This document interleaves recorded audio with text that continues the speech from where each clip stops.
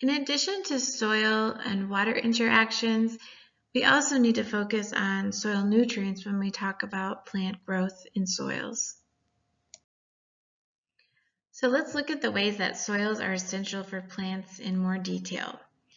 So the items that have an asterisk next to them are essential items that only soils can supply for plants.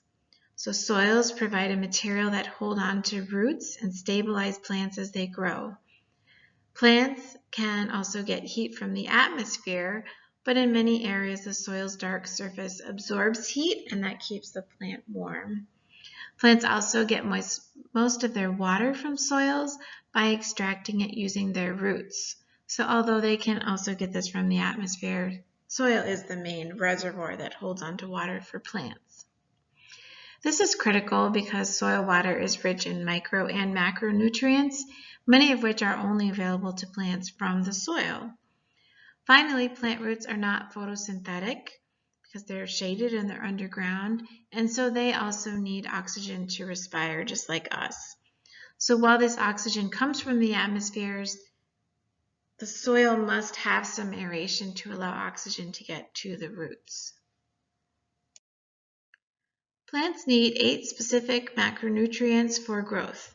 These include carbon, hydrogen, oxygen, phosphorus, potassium, calcium, magnesium, and sulfur.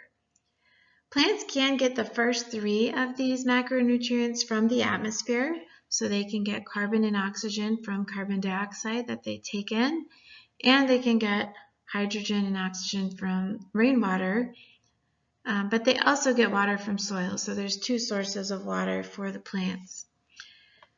The other macronutrients, so phosphorus all the way down to sulfur, these must be taken up by the plants via the water surrounding the plant roots. So these macronutrients are dissolved in the water around the roots, and then the plants slurp up that water that's full of all those wonderful macronutrients.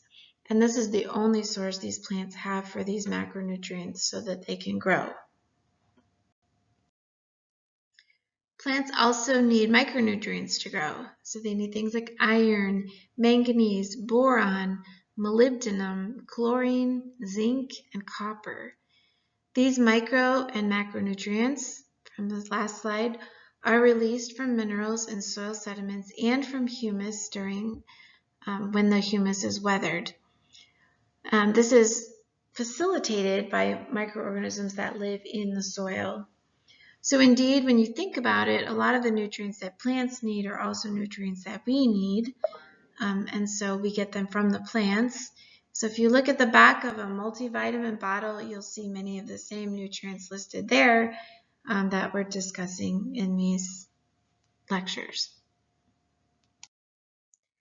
Some of the important nutrients that plants need come from the atmosphere, but they're indirectly coming from the atmosphere. So they come from the atmosphere and then they're converted into a usable form for plants by microbes that live in the soil. So these usable forms include phosphate, calcium ion, potassium ion, and nitrogen in the form of nitrates, nitrites, and ammonia. So for example, in the atmosphere, nitrogen exists as in 2 nitrogen gas, and bacteria that live on the root nodules of plants convert that nitrogen into the nitrates, nitrites, and ammonia so that plants can take them up. The cation exchange capacity is a commonly used soil property that describes how well soils can hold on to nutrients. So it's really just a fancy word for the nutrient holding capacity of soils. Clay sediments and organic matter have the most surface area, and they have the most reactive surfaces, so they have charged surfaces that help to hold on to nutrients. A high cation exchange capacity or a high nutrient holding capacity reduces the amount of leaching that soils experience, which means that it reduces the amount of nutrients that get washed out of the soil column. The cation exchange capacity and nutrient solubility is influenced by the pH of the soil. And therefore, this influences which nutrients are retained in the soil and which nutrients get washed out. Some plants, like hydrangea flowers that are pictured here, they have different colored flowers depending on the pH of the soil in which they are planted. So they might have a blue flower in some soil, but they'd be pink, light purple in a different soil. Of course, the soil itself doesn't really have a pH. Soil scientists, when they talk about the pH of a soil, they're really referring to the pH of the water that in the soil. So when you put water in the soil, you measure the pH of the water, but this soil water pH depends on the makeup of the soil. So since we're talking about nutrients in soil, we should talk about fertilizers. Humans often add fertilizers to soils to enhance their productivity. So whether or not they're growing crops or a beautiful flower garden, these fertilizers help to increase productivity. And you can find them either in the form of organic or inorganic fertilizers. There are advantages to both of these. Organic fertilizers include things like compost and manure, and these are great because they slowly release nutrients. This is better for the crop long term because it improves the soil so it can hold on to more nutrients.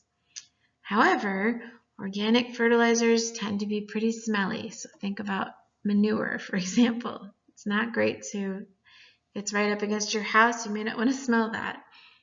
Inorganic fertilizers, they're not as smelly, but they do tend to release their nutrients quickly, such that all of the nutrients may not have the opportunity to be taken up by the crops or the plants.